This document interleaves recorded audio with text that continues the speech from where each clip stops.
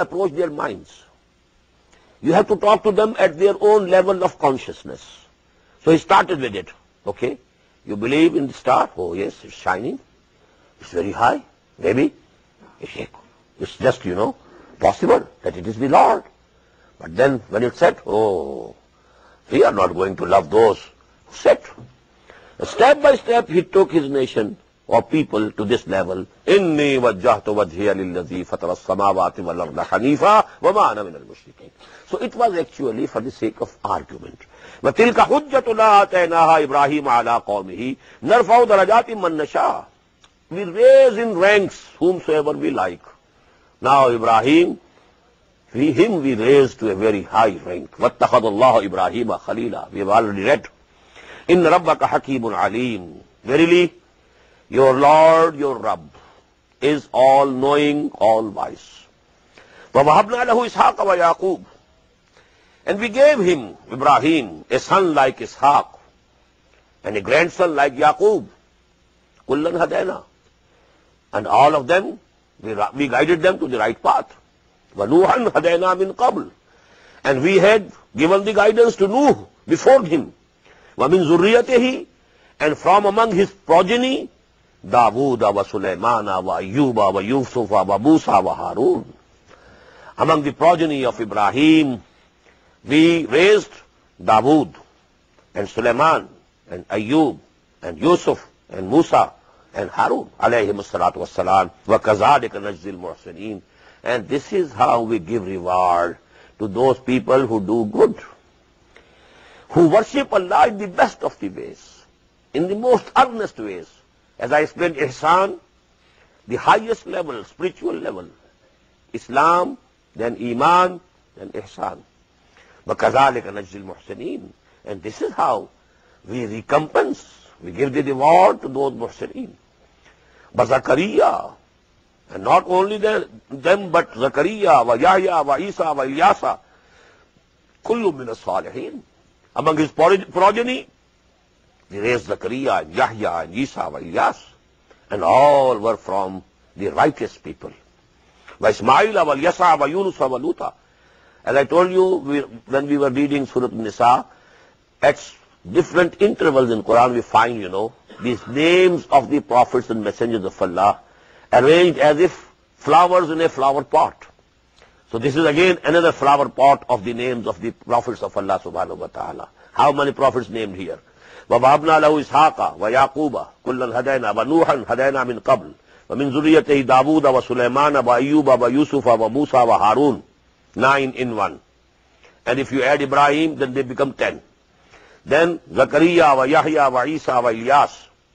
Then Ismaila wa Yasa wa Yunus wa Luta wa kullan faddalna ala al-alamin. Now, it's about 12 names of the prophets of Allah subhanahu wa ta'ala. وَمِنْ آبَائِهِمْ وَذُرِّيَّاتِهِمْ وَإِخْوَانِهِمْ. And each prophet had, round him a circle of righteous people. If you are on the right path, you can hope that your progeny, your sons, maybe they are not prophets, but they will be on the right path. And this has been the rule of Allah subhanahu wa ta'ala. Although there is possibility, someone may go wrong way. Out of 4 sons of Hazrat Nuh, one was, doomed. And he was drowned before his own eyes, before the eyes of the father. But 3 were with him on the right path. And it's very, bad today that, many of great ulama and big, religious leaders, we find that out of their sons, none is going the way they used to go. This is a bad sign. It is just possible. If you have 4 sons, one doesn't take to your path, 3 should come. We have examples. Hazrat Ahmad Sarhandi rahmatullahi alayh, he had 4, and all the 4 were on the same path as the father. In the same way, Shah Waliullah Dehlvi rahmatullahi alayh had 4 sons, and all the 4 were on that right path. So Allah subhanahu wa ta'ala gives them. So in the same way, Allah subhanahu wa ta'ala says, around these prophets of Allah, there were their fathers, and their progeny, their sons and daughters, وَإِخْوَانِهِمْ, and their brothers, وَاجْتَبَيْنَاهُمْ. We all chosen, all of them, We liked them. وَهَدَيْنَاهُمْ إِلَىٰ صِرَاطٍ مُسْتَقِيمٍ.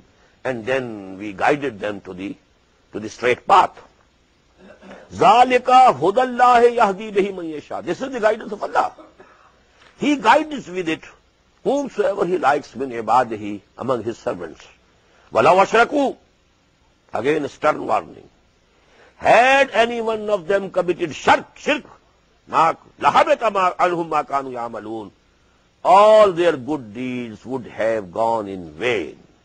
As I told you, the biggest sum multiplied by zero becomes zero.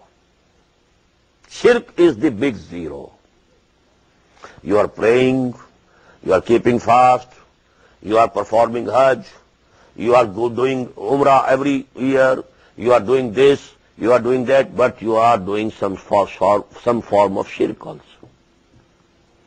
All thing multiplied zero comes to zero. Now these are the people. وَلَوْ أَشْرَكُوا. Had they committed shirk. So how important it is to understand what is shirk. What are the different modes of shirk, different shapes of shirk, different forms of shirk. And I have a lecture on that, a 2-hour lecture. To have an understanding, we must comprehend. This shirk changes forms. Sometimes it is in the form of idol worship. Sometimes it becomes in the form of popular sovereignty. This is the biggest shirk of our days. Sovereignty. Materialism. We have all the faith in matter. Not the least in Allah, who created the matter. All this faith on matter and material means. This is now the very few among the Hindus also go to temples to worship these idols. Very few of them. Very few of them. This disease of shirk has changed forms. And you must know, you must be able to recognize what form this disease has taken in our time. Very important. وَلَوْ أَشْرَكُوا لَحَبِطَ عَنْهُمْ مَا كَانُوا يَعْمَلُونَ. Had they committed shirk, all they had been doing good deeds would have come to a zero, would have vanished and would have gone in vain. أُولَٰئِكَ الَّذِينَ آتَيْنَاهُمُ الْكِتَابَ وَالْحُكْمَ وَالنُّبُوَّةَ. They are the people whom we gave the book. Now this is another word, hukm. We have been finding with book hikmah. Atainahul hikmah. But here hukm. Hukm means authority. Because from among them were the rulers also. Dawood was a king. Suleiman